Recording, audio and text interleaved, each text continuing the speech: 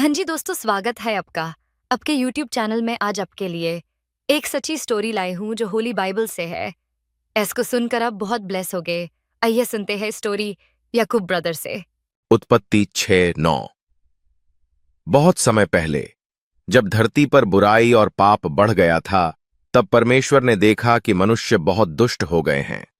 उन्होंने निर्णय लिया कि वे धरती पर प्रलय लाकर सभी प्राणियों को नष्ट कर देंगे।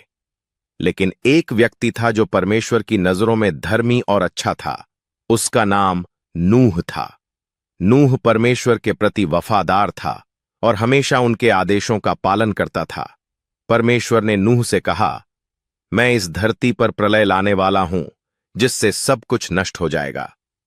लेकिन तुम एक बड़ी नाव, जो कि जहाज जैसी थी, बनाओ।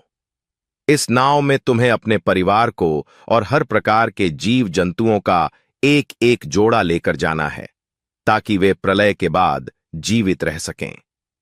नूह ने परमेश्वर की आज्ञा का पालन किया और एक विशाल नाव बनानी शुरू की। परमेश्वर ने उसे निर्देश दिए कि नाव कितनी बड़ी होनी चाहिए और किस प्रकार से बनाई जानी चाहिए। नूह ने अपनी पत्नी, 3 बेटों शेम, हाम और येपेत और उनकी पत्नियों के साथ मिलकर यह नाव बनाई। जब नाव पूरी हो गई, तब परमेश्वर ने नूह को निर्देश दिया कि वह हर प्रकार के जीव जंतुओं का एक एक जोड़ा, नर और मादा, लेकर नाव में प्रवेश करे। नूह ने ऐसा ही किया।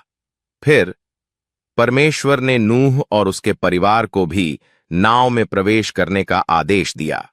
जब सभी लोग और जीव जंतु नाव में सुरक्षित आ गए, तब परमेश्वर ने दरवाजा बंद कर दिया। इसके बाद धरती पर भारी बारिश शुरू हो गई, जो 40 दिनों और 40 रातों तक लगातार होती रही। यह बारिश इतनी प्रचंड थी कि धरती पर सब कुछ पानी में डूब गया। यहां तक कि सबसे ऊंचे पहाड़ भी पानी में डूब गए। इस प्रलय में धरती के सभी जीव जंतु और मनुष्य नष्ट हो गए।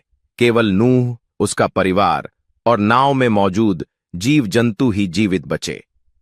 बारिश रुकने के बाद भी पानी धीरे धीरे कम हुआ।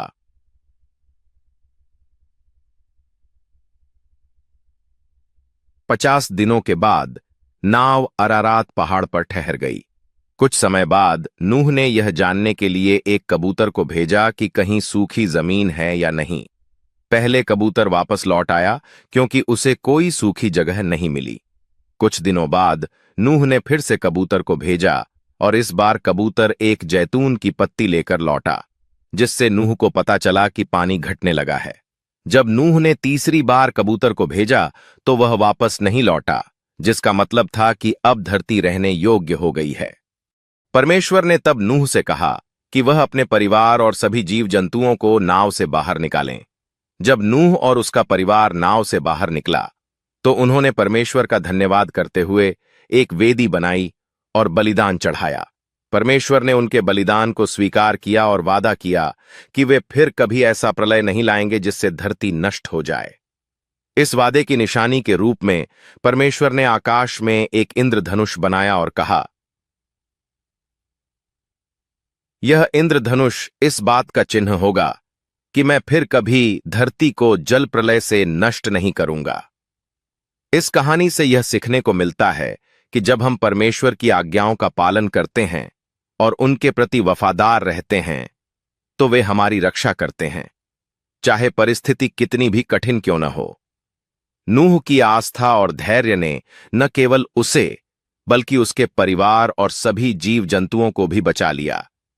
यह कहानी हमें यह भी सिखाती है कि ईश्वर की योजना में हर घटना का एक उद्देश्य होता है और वे अपने वचनों के प्रति हमेशा सच्चे रहते हैं।